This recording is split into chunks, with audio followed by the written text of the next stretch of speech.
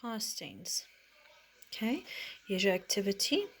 First, I want you to read the instructions. It says rewrite the sentences in the past tense. Your rules. What is the rule, the main rule for past tense? Past tense, you add an ed. Step 1, you underline the verb.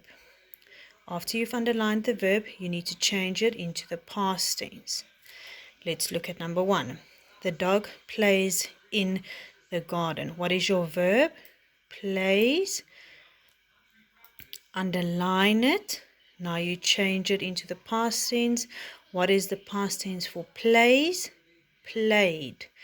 The dog played in the garden. Number 2, Tay writes in his workbook to complete his work. Underline your verb. Writes. Change it into the past tense. Wrote. Tay wrote in his workbook to complete his work. Number 3, Lutendo eats all his vegetables at home. Underline your verb. Eats. Change it into the past tense. Ate. Lutendo ate all his vegetables at home.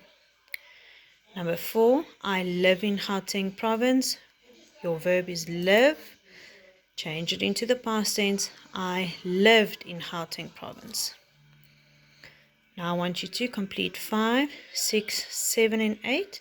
There's no need for you to print this. You can just complete it on the computer, or if you feel more comfortable to print it, you can print it out.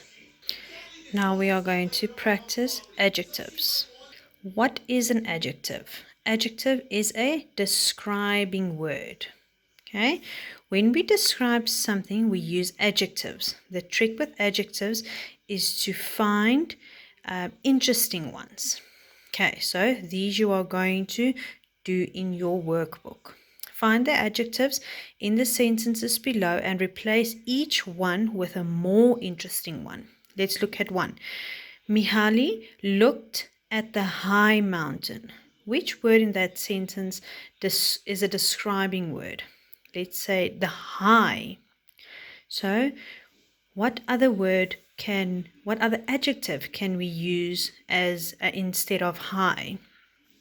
We can maybe say humongous or huge or giant.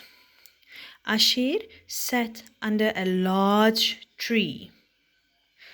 What other adjective can we use for instead of large? We can say big. Lindiwe ate a nice breakfast. Another word for nice, let's say a delicious breakfast. But you can decide on your own. Amir packed a small suitcase. Think of another adjective instead of small.